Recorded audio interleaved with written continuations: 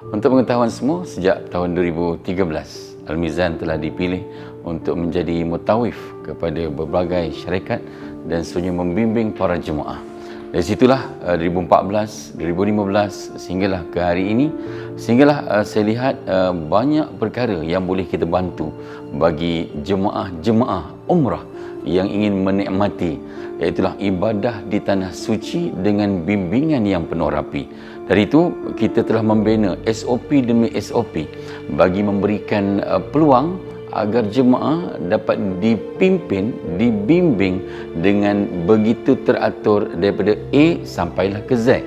Untuk itu, setelah kita lihat tahun demi tahun, kepuasan demi kepuasan dapat diberikan kepada para jemaah umrah, dan akhirnya sebagai penasihat Al-Mizan, saya memberikan idea demi idea kepada seluruh kaki tangan Al-Mizan, seluruh ustaz dan ustazah di Al-Mizan bagi memberikan bimbingan yang lebih rapi sehinggalah jemaah sangat berpuas hati. Untuk itu, bagi Al-Mizan yang telah menjalani itulah berbagai-bagai peluang untuk memberikan bimbingan menerusi kursus demi kursus yang diberikan sebelum pergi, sekurang-kurangnya 5 kali kursus, yang mana kita lihat pada awalnya mereka yang kosong, tidak ada pengetahuan tentang umrah, dan sehingga mereka diberi bimbingan daripada bacaan demi bacaan. Ada yang tak pandai baca, ABC, buka buku pun tak pandai baca. Lalu saya memberikan nasihat, cadangan kepada pengurusan Al-Mizan supaya menyediakan alat pendengaran, earphone, dan akhirnya mutawif akan baca. Kalau tuan-tuan tak percaya, tuan-tuan ikut saya. Tuan-tuan tengok niat untuk umrah macam mana. Orang yang tak pandai baca buku, pegang buku, kita bagi hadiah buku, tapi rupa-rupanya buka buku tak pandai baca. Akhirnya mereka mencuba untuk bacaan seperti ini. Tuan-tuan ikut. Okey, ini niat untuk umrah. Apa dia?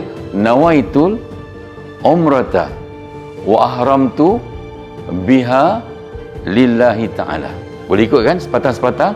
Kemudian bahasa Melayu tu pula, sahaja aku menaikkan umrah dan berihram dengannya kerana Allah Ta'ala.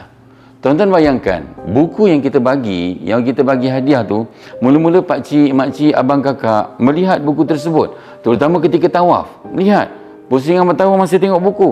Bila pusingan kedua, saya perhatikan, tengok ke belakang, rupa-rupanya masing-masing telah menyimpan buku tersebut ke dalam beg-beg yang ada di dalam simpanan mereka. Kenapa? Rupa-rupanya mereka lebih selesa dengan bacaan yang dibimbing oleh mutawif Al-Mizan. Tengok, kalau itu masalahnya, kalau kata tak hafal apa yang ada dalam bacaan umrah, saya belum pernah jumpa ustaz-ustaz yang menghafal bacaan dalam umrah. Kenapa? Kerana ustaz membaca buku, jemaah hanya mendengar menggunakan alat pendengaran. Dengan itu, itulah menyebabkan ramai yang tertarik dengan Al-Mizan di samping pengurusan.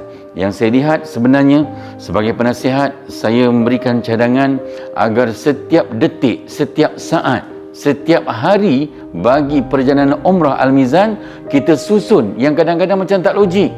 3 pagi bangun kan, 3 pagi dah berada di lobi untuk kita bergerak sama-sama pergi ke Masjidil Haram. Untuk apa? Untuk qiyamul lail. Bukan tak boleh qiyamul lail sendiri, tapi kalau dibiarkan sendiri atas kajian kami, ramai yang akan qiyamul lail di atas katil. Dengan itu kita bimbing 2 pagi bangun, siap-siap, 3 pagi berada di lobi dan bergerak bersama-sama dengan mutawif pergi ke Masjidil Haram. Kalau ketika itu sesuai untuk tawaf, kita tawaf di waktu qiyamul lail, berdoa dalam waktu qiyamul lail. Kemudian selesai tawaf, kita akan bawa untuk apa?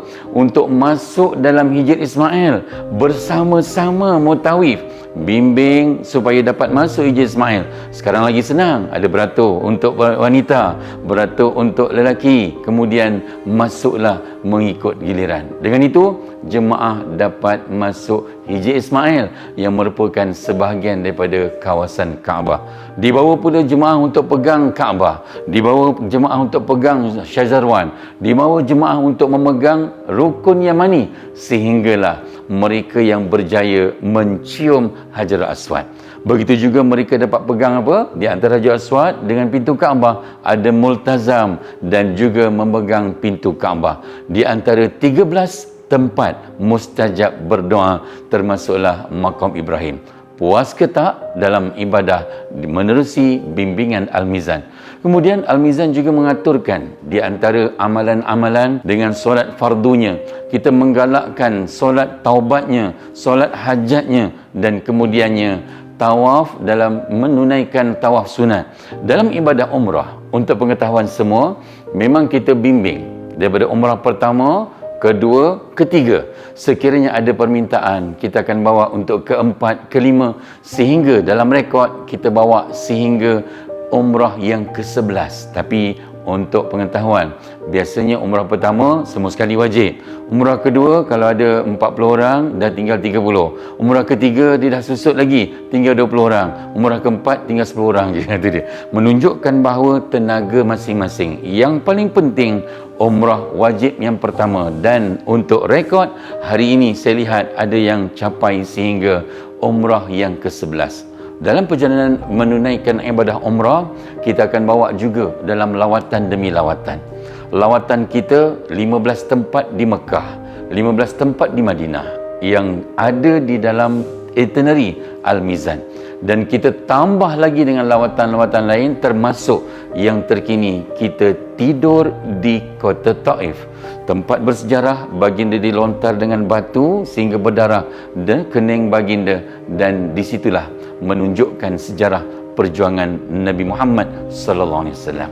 Untuk itu, di dalam ibadah umrah ini juga yang paling penting adalah persediaan sebelum berangkat menunaikan ibadah umrah. Tuan-tuan, selain daripada kursus yang kita adakan, sekurang-kurangnya 5 kali perlu hadir. Sekurang-kurangnya, kenapa? Persediaan. Termasuklah kursus umrah perdana yang kita sediakan Kaabah yang besar sebagai simbolik, iaitulah replika Kaabah, agar dapat melatih para jemaah bakal terima Allah mengelilingi Kaabah sebanyak 7 kali di antara masjid, surau yang kita pilih. Dan seandainya perlu, ada yang mengumpulkan jemaah-jemaah mereka, antaranya di Sri Lalang, kemudiannya di Sungai Sayong, begitu juga pernah di Bangi, di Kuala Lumpur, juga di Johor Bahru, yang mana kita adakan kursus di sana yang memberikan kefahaman kepada para jemaah. Kemudian di dalam ibadah sebelum berangkat, kita tekankan pada jemaah antaranya 40 kali sembahyang sunat taubat. Kenapa? Atas pengalaman kami, saya selaku penasihat Al-Mizan melihat kesan daripada ibadah persediaan diri ini, akhirnya itulah yang menyumbang banyak, iaitu perkara yang indah, perkara yang memudahkan sehingga menjadi kepuasan dalam ibadah, terutama ketika di tanah suci. Dan disitulah sebenarnya antara perkara yang penting bila mana ramai di kalangan jemaah menyelesaikan 40 kali solat sunat taubat. Tuan-tuan dan puan-puan, di dalam ibadah umrah yang kita laksanakan ni dengan tagline kami, Kembara Suci Cinta Ilahi, perlu kita fahami kerana apa? Kita nak sucikan diri kita. Dalam kembara kita pergi ke Makkah, Madinah Al-Munawwarah, kita nak sucikan diri kita. Kenapa?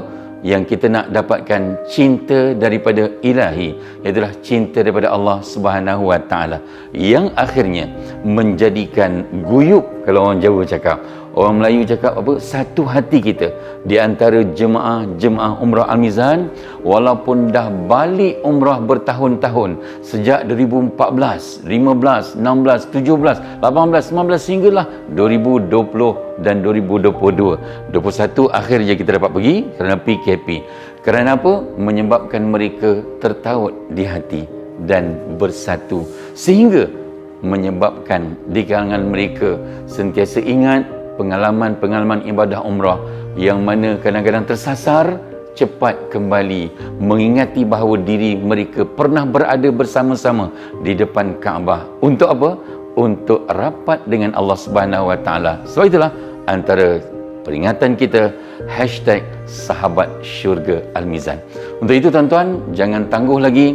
Marilah kita sama-sama mengajak, memberikan kesedaran demi kesedaran sebagaimana yang telah dilaksanakan, iaitulah bekas-bekas jemaah umrah Al-Mizan yang hari ini dah jadi pendakwah dah.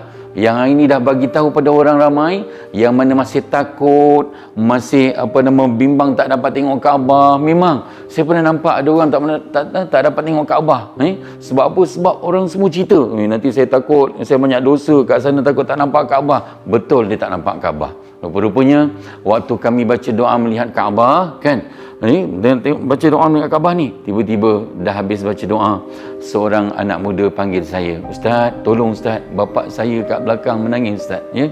Kenapa? Ayah tak nampak Kaabah. Saya pergi ke belakang, saya tengok betul pak cik tu tak nampak Kaabah. Tuan-tuan, tahu tak kenapa? Bila saya tanya dia, "Kenapa pak cik?" "Saya tak nampak Kaabah Ustaz. Saya dah cakap dah, saya ni banyak dosa Ustaz, tak nampak Kaabah." Ya. Lalu tuan-tuan, apa saya nampak? Pak cik tu rupa-rupanya waktu kita baca doa, tangan dia macam ni. Subhanallah. Tangan dia macam ni, tutup mata. "Pak cik, tolong pak cik, cuba pak cik turun tangan." Dia turun tangan pun tak nak buka mata. "Tak nampak Ustaz." Lalu akhirnya saya cakap, "Pak cik, cuba buka sikit je mata." Dia buka sikit, rupanya nampak Ustaz. Kata dia, nampak Kaabah. Punca tak nampak Kaabah, kenapa? Sebab dia tutup mata. So, bagi tuan-tuan di luar sana yang masih bimbang tak nampak Kaabah, sebenarnya kita ada caranya. Datanglah kursus bersama Al-Mizan, daftarlah bersama Al-Mizan, kerana saya lihat selaku penasihat, saya lihat apa yang diusulkan oleh Al-Mizan memang cukup istimewa, cukup terbaik, dan akhirnya memberikan kefahaman kepada kita semua sebagai persediaan menjadi tetamu Allah. Jom umrah bersama Al-Mizan, kembara suci cinta ilahi, Al-Mizan terbaik.